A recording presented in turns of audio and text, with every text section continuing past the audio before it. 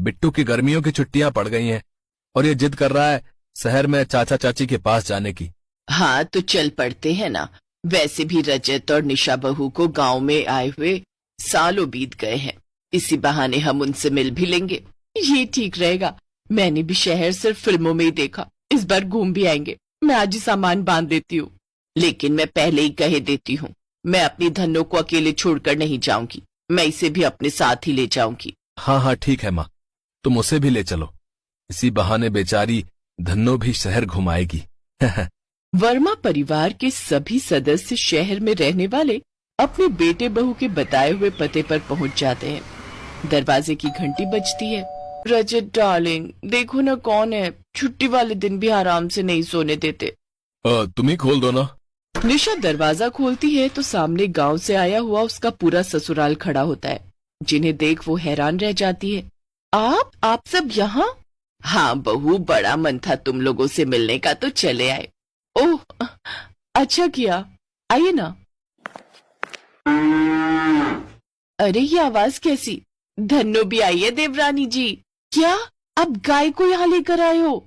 हाँ तो मैं क्या उसे अकेला छोड़ती। अब बताई से कहाँ रखूं। हाय मेरा बिटवा, देख तो कैसे सूख गया है। और तू भी। अब तुम दोनों को गाय का दूध पिलाऊंगी, फिर देखना कैसे सेहत बनती है तुम्हारी। सासू माँ इसे सूखना नहीं फिट होना कहते हैं। माँ लाओ, इसे मैं बालकनी में बांध देता हूँ।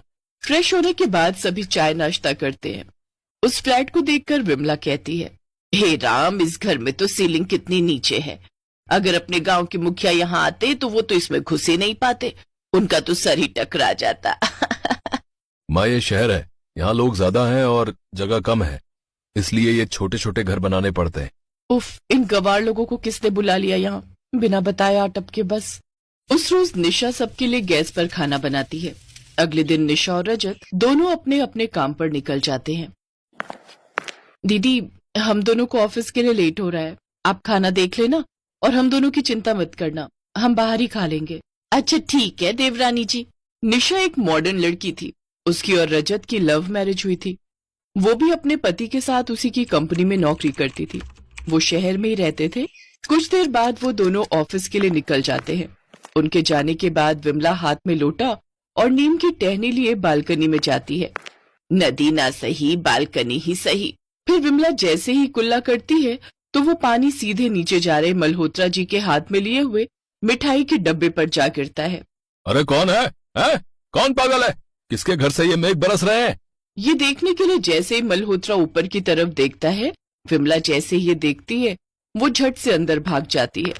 मल्होत्रा जी को समझ ही नहीं आता आखिर कौन से फ्लोर से उनके ऊपर पानी आकर गिरा।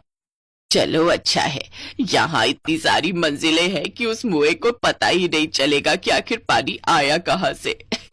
वहीं दूसरी तरफ चंदर नहाने के लिए बाथरूम में जाता है। क्या 4 दीवारों का घेरा बना दिया है और कहते हैं गुसल खाना बना है। इतनी छोटी सी जगह में तो इंसान का दम ही घुट जाए। आते वक्त मैंने नीचे एक पार्क देखा था। हाँ, वहीं खुले में जाकर नहा लेता हूँ, फिर पास में ही जो मंदिर था उसमें पूजा भी कर लूंगा। चंदर बाल्टी उठाकर पार्क में नहाने चला जाता है। सोसाइटी वाले उसको देखकर उसका खूब मजाक उड़ाते हैं। उधर गांव की गंवार जेठानी गैस पर खाना बनाने लगती है, लेकिन उसे गैस ऑन करनी ही नहीं आती। फिर वो अपने साथ लाई हुई लकड़ियों को निकालती है और पार्क से जाकर मिट्टी खोद कर ले आती है। फिर रसोई में चूल्हा बनाकर तैयार कर लेती है और उस पर खाना बनाने लगती है। लेकिन कुछ ही देर में हर तरफ धुआं हो जाता है। सारी सोसाइटी में फायर अलार्म बजना शुरू हो जाता है और सब नीचे उतर कर आ जाते हैं।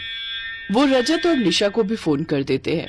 कुछ ही देर में वो भी वापस लौट आते हैं। बालकनी में धन्नो के पास खड़ी सास अपनी बड़ी बहू ममता से कहती है, बहू लगता है भूकंप आया है, सब लोग नीचे उतर आए हैं।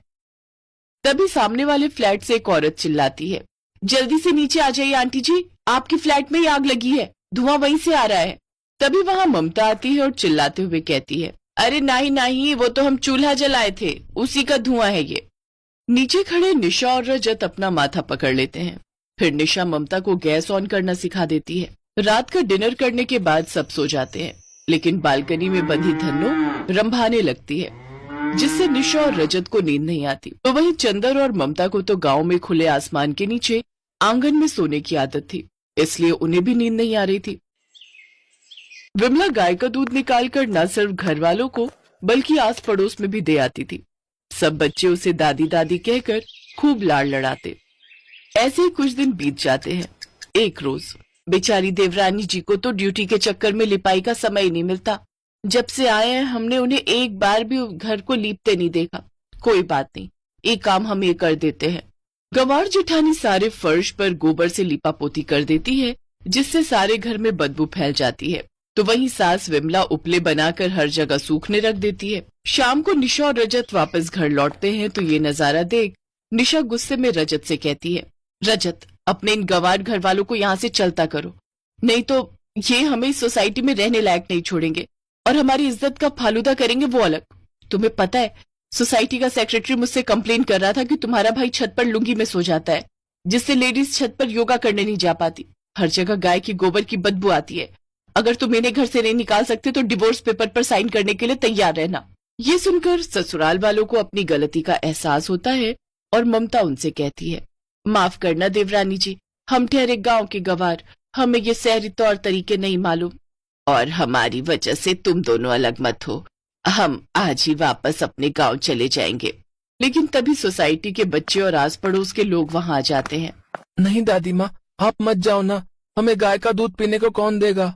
हाँ आंटी जी, भाई साहब, बहन जी, आप सबके यहाँ रहने से हमें अपने गांव की याद नहीं आ रही थी।